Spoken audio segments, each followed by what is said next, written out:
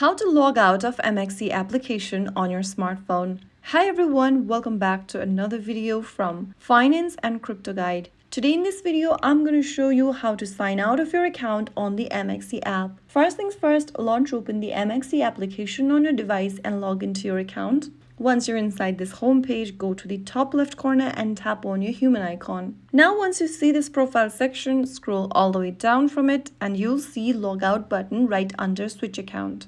Click the Logout button once and in the pop-up, click on Confirm and you'll be signed out of the application successfully. After you log out, your account stays secure and you can log back in anytime you need. So there you have it. If you found the video helpful, don't forget to like, share and subscribe to our channel.